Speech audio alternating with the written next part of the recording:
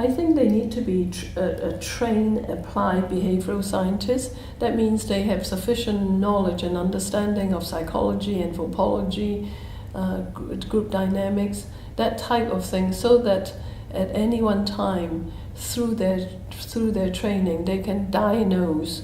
I call it laser beam. They can go in a system and just using their knowledge within a very short time do the piece of diagnosis in real time, and then to say what this group needs, maybe this. So they need to have training in understanding organization.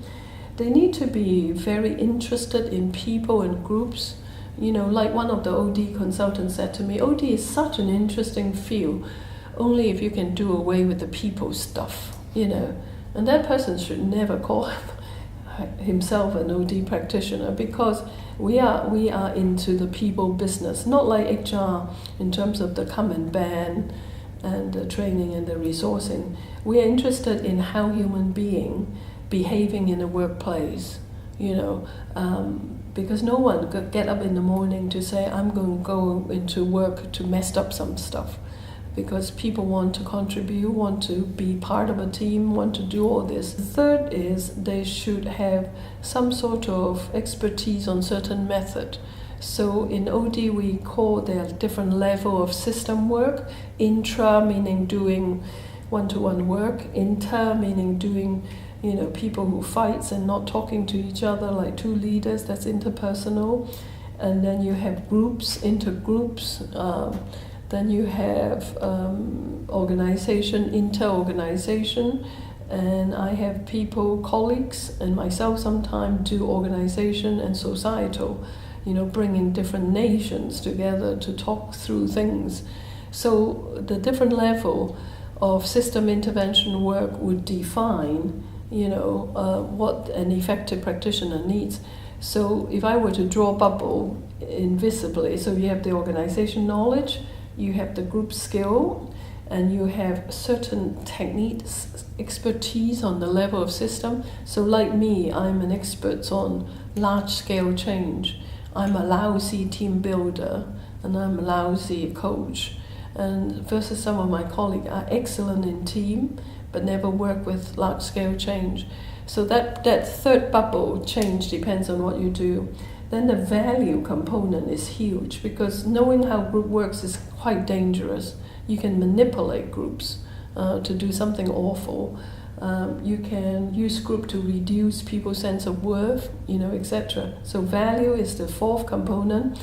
And because change now is the most predictable thing in organization, so I add a fifth component, which is they need to understand change, not managing change, because managing change is a funny word. Change is so complex, nobody can manage it, but work with it. So they need to understand the complexity in chaos theory. They need to have different change approaches. So that's the fifth one.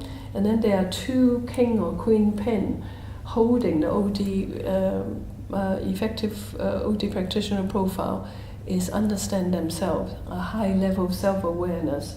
So when I walk in a room, what sort of presentation I am to the people. And then the other bubble is self-confidence. Self-confidence doesn't mean that I know who I am, therefore I'm fine. But you're grounded, you know your self-worth. Now all these things is life work. None of us start the OD journey having all these 7 bubbles. But it is a very good kind of a profile to work towards. Throughout your career in OD, you kind of collect different buckets, and eventually when you get into the masterful level, it's because you have sufficient thing in these 7 buckets.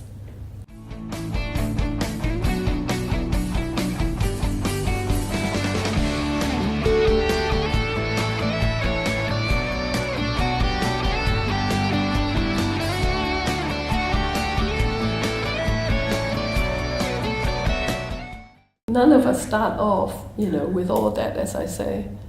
But you're talking to someone who's 60 years old and have made a lot of mistakes. I think, I don't know, maybe the difficulties in the Singaporean culture, there's no room for failure. Failure are so important, in terms of personal growth. some of the major growth point in my life is because I fail in serving the client in a way they need. And then very tough feedback, hire a supervisor so that I could have someone supervise me, sort out why did I make such bad mistake. And those are major growth point for us. So not that I encourage people to make mistake, but when they do make mistake, it's not the end of the world. In fact, that's actually speed up the growth journey. Because if you're always successful, you have no need to grow.